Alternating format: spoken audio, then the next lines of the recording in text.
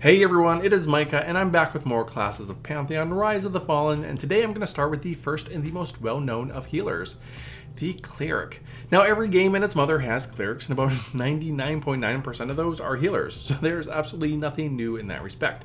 But instead of making them staff or book wielders or cloth or light armor wearers, these clerics are more something akin to the clerics of Tyr, rather than the clerics of Mystra. And those D&D people out there will totally get that. This is also a very limited class. Only humans, dwarves, and dark mirror are able to take the mantle of cleric. But before we go too deep into all of that, let's take a look at how they are described straight from Visionary Realms. It is the frail age of Terminus. After the Deicide War, communion with the Celestials is nearly unheard of. Thus, the cleric can scarcely rely on their Pantheon directly. Instead, they must bind themselves to the ancient tomes of their order, the fading vestiges of light from when the Celestials had drawn near.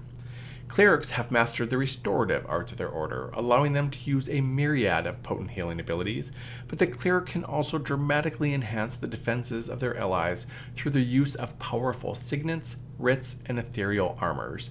Imbued with celestial power, clerics can perform feats of stunning ability. Indeed, for this very reason, certain master clerics have been mistakenly revered as true celestials. Because of the cleric's affinity to celestial light, they've evolved the means to turn on death and other cursed beings. So, a light field healer with a bone to pick against the undead. Again, in that respect, they're not shaking up the formula. Clerics do have 3 combat resources on which they rely. Mana, which is pretty self-explanatory. I mean, if you've ever basically played anything with mage in it, you're gonna know what mana is. They also have celestial power, which you gain by healing or performing other certain abilities, and is used to perform abilities. However, they do not tell us which abilities give or use celestial power on any of the skills that we're going to cover. So if you don't hear me mention cost or gain of celestial power, that's why. The last one is Celestial Bond, which forms when a certain amount of celestial power is achieved and then is used to reduce the cost of celestial power on skills.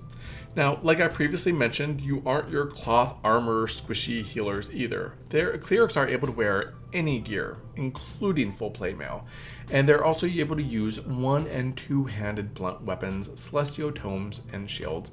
Now, I like this because I like the idea of hammer-wielding clerics, and that goes back to my D&D days when I was reading every single Forgotten Realms novel ever published, and hammer-wielding priests really weren't that uncommon. And then also white mages from the original Final Fantasy series used hammers, so healers with hammers, it just kind of feels right. But let's jump right on into the passive abilities possessed by clerics, and as I mentioned before, but again I'm going to mention for those not in the know, a passive ability is one that once it's learned is active. It doesn't require you to do anything special, it's just kind of there running in the background. Now there are 3 passives listed, the first one being Favor of the Order, which is a self-heal, causing you to heal for a small percentage every time you hit an enemy with a melee skill, sure to come in very handy. Then we have Conviction, which kind of buffs Celestial Bond by adding the inability of heals to be interrupted and stuns to not affect your ability to cast heals as long as you maintain that bond. Then finally we have Resilient Pages, which is active as long as you're holding a Celestial Tome, and I assume that's going to have to be equipped instead of just having to be in your inventory. But what it does is it puts a chance of incoming damage to be reduced as long as your wisdom is higher than whatever is attacking you. So just with these passives and the armor that they can equip, we can tell that Cleric is going to have quite some survivability. But there's also another ability that sounds like a passive more than anything, even though it's not specifically stated to be as such, or it doesn't even really sound like an ability at all. It's just something that happens when you level, and I'm going to throw it in here because it just makes sense to be here. And that is Tome of the Initia, which is just the ability to wield more powerful tomes as you level. Unless there's more to it, I don't know why it's listed as an ability, because it just sounds like something that naturally happens when you level. Now before we go into the myriad of things that are healer's bread and butter, let's look at melee, because there are only a couple skills and really Cleric is the only healer that will likely get up there into the thick of things. These attacks also remind me of side-scroller days when you had an attack and a charge attack, because that's literally what Cleric has. Determined Strike is just boom, damage, done. But if you use Searing Cudgel, you can power that attack up, and the longer you let it charge, the more damage it does. Now, I don't know why that excites me, but it does, probably because it appeals to my love of games like Zelda. And this, by the way, was a happy coincidence. I did not plan it out. I just got the shirt and I wanted to wear it, and it kind of fits into this a little bit. So, now, as far as spell slinging goes, the Cleric really only has one straight up DPS spell in the form of Rebuke, which will strike with divine damage, and if the target's undead, will also inflict a damage over time effect. And if battle gets to be too much, you can always use Edict of Stillness, which will render an enemy passive and unresponsive for a short amount of time, unless of course they get hit. But it should allow you to get away, or at least get a head start if you're getting a bit overwhelmed. But what about those pesky undead? Because we know that Cleric, much like Paladin, just can't stand them, which, side note, it's going to be interesting to see how they handle party dynamics if they introduce Necromancer, since there's such a heavy emphasis on an anti-undead thing with Clerics and Paladins, and of course, Necromancers and Undead. I mean, I don't think they're going to do anything at all, they probably won't, but it would be interesting to see them add a little bit of, a little bit of something when it comes to that. Anyway, a lot of Cleric abilities will have bonus damage to undead, but there are some that are meant to affect undead exclusively, like White Light, which inflicts a heavy dot on any undead and also causes them to turn and attack any other undead in the vicinity for a short time. We also have Revile Undeath, which will hit an undead enemy for massive damage and reduce their movement speed for those times where you need a quick getaway.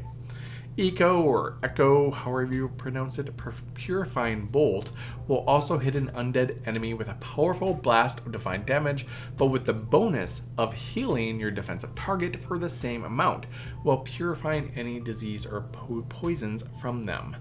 Talk about making lemonade from undead lemons with that one. Now, Clerics also do have a couple abilities that don't really fall into the realm of buffs or debuffs or heals or anything like that. For instance, the Light of Muric, which basically lights up your tome when you have a Celestial Bond. And literally that's it. It basically just turns your book into a light bulb in case you need to see something better. There's also Celestial Aegis, which basically creates a movable wall. Now, it can prevent enemies from passing through, so it could possibly be seen as a debuff, perhaps, but it does fall into those murky waters of descriptors. And I'm not sure if it's going to work on players, but if they are wise at Visionary Realms, they will make it so players can pass through. Otherwise, there's going to be groups of dwarves blocking access to something somewhere. Now, let's get into the meat of healer type abilities, because like I said, that's the Cleric's bread and butter, and the bulk of their toolkit. Their buffs are few, but in no way irrelevant. These are things that, if utilized smartly, are going to be a great boon to battles. Awaken Bravery, for instance, will dramatically increase armor class and health of an ally. Great for tanks or anybody who gets hate and is going down. Ethereal Armor increases armor class, as well as turns all physical attacks into glancing attacks, or basically just pokes. We also have Signet of the Refreshing, which will cause all your group's combat resources to accumulate faster for a short time, and Edict of Peace, which will cause surrounding party members to generate less enmity for a short time. Just be careful you do not hit the tank with that one. Melamai, however you pronounce it, Blessing, purges any curses that have befallen your party members, and Reckon's Shield reduces all incoming damage, physical and magical, for a short time. And the Cleric's final buff is one that is all their own, and that is Celestial Focus, which will allow you to generate celestial power alongside mana when you meditate. Finally, we come to heals, and Cleric, of course, has some mighty ones in addition to Echo's Purifying Bolt, which I mentioned earlier. Celestial Light is your basic low heal, but it comes with the added bonus of granting a shield to whoever it's cast on, increasing their armor class if they are under 30% health. Burst of Life is your basic large heal. Doesn't do anything else, it just straight up heals. Then finally, Light Shroud is your hot. Now, for those of you not in the know, for beginning healers, hots are healing over time. Basically, you're going to get a small heal every few seconds for a short length of time every time you cast it. Some new healers will completely disregard hots. this is something you shouldn't do. HOTS can be very powerful. They just don't seem it because you have small numbers spread out. But definitely utilize HOTS. Use them often because, yeah, they can be very handy. Do not disregard them. Now, the rest of the Cleric's heals are not so straightforward. You have one AoE heal called Arching Luminescence, but it's not an AoE heal in the way we're used to them. So what happens is when you cast it, it's not going to heal the group. Instead, it's going to heal you and then jump to another party member before jumping to another party member and then returning back to you. And with each jump, the heal is going to get more powerful, also determined by your wisdom. And it doesn't say if you can control who it hits. So it may be a crapshoot or it may require some positioning. This is something that you're going to have to take into consideration whenever using it. Then Rethal's Luminous Shield will heal for a set amount, and that amount will be your max health. So if you have 3,000 max health, not current, that is how much the heal will land for. Not any more, not any less. And in the same vein, Coalescence will match your health with whoever you cast it on. Meaning if your current health is 3,000 and your target's is 2,000, it's going to bring your target's health to match yours at 3,000 and vice versa. Finally, we have two spells that will cause health to regen as damage is taken. Reckon's Barrier will decrease damage taken, but if a crit lands, it will heal you for a percentage of that hit. Basically, to me, it sounds like they are using heals to nullify crits. And then Vigilance will mark a target, and a percentage of any damage the party takes will be redirected to that target as a heal. Pretty good. So that's some pretty sweet heals.